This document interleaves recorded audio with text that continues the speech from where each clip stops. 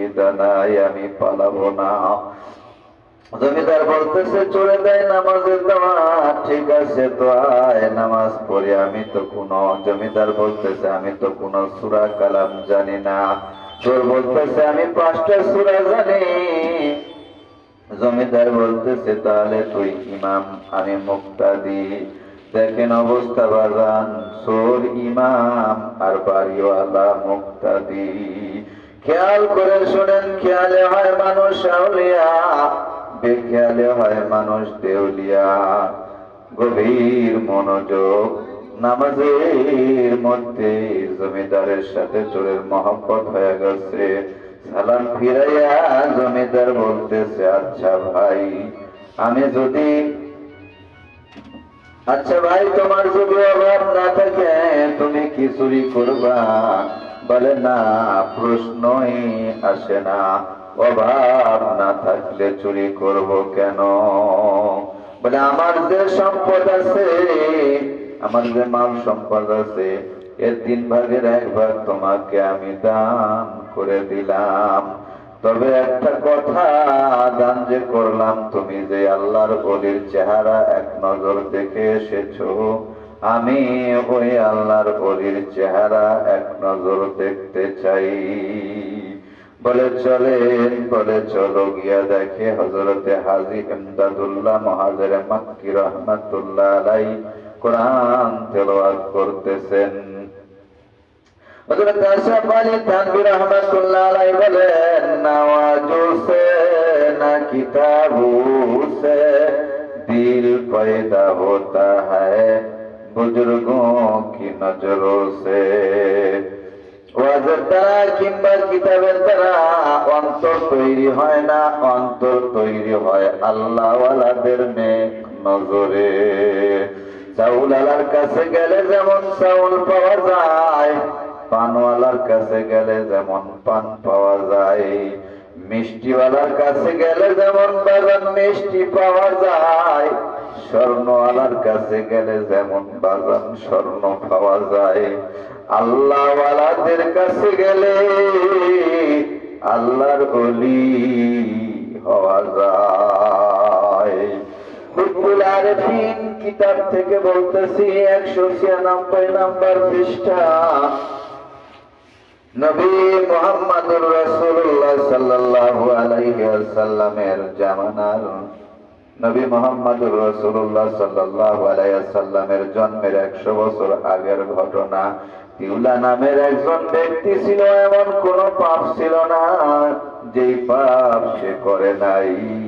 ওই জামানায় যত নেশার দ্রব্য ছিল সব পান করেছে, জেনা করেছে, খুন করেছে, চুরি ডাকাতি, সুদ ঘুষ সব করেছে। এমন কোন পাপ নাই যেটা সে করে নাই। কিন্তু একজন আলেমের ওয়াজ শুনিয়া সে হেদায়েত পেয়ে গেছে। সে তওবা করিয়া বাড়ির দিকে রওনা করেছে।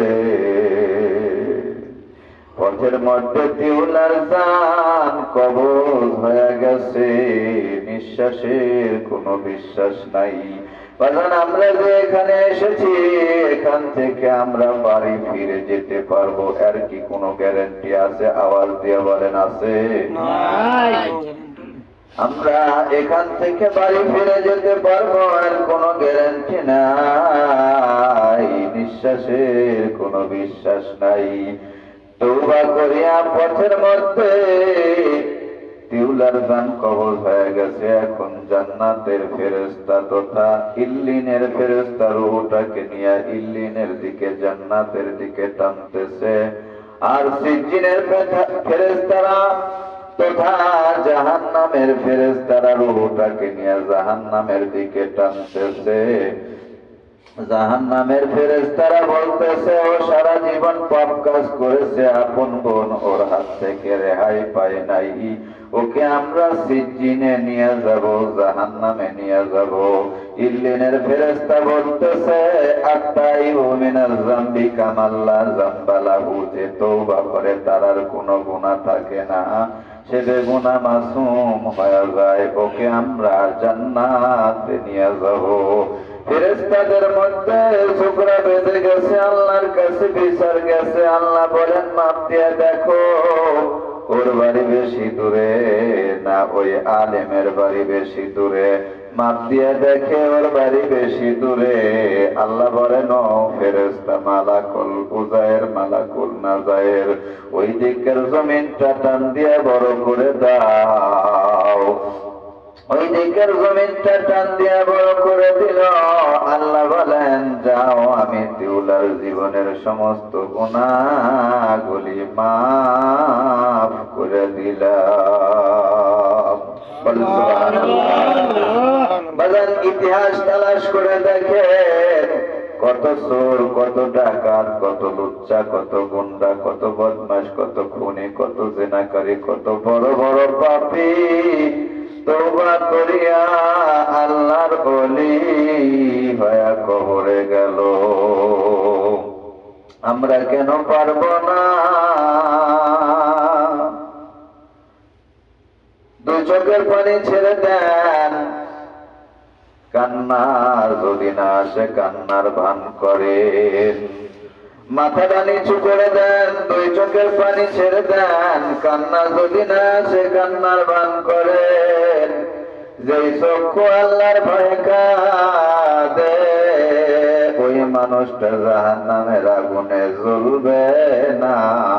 সৃষ্টিকর্তার ভয়ে যেই চক্ষু কাঁদে ওই চক্ষু জাহান্নামের আগুনে জ্বলবে না।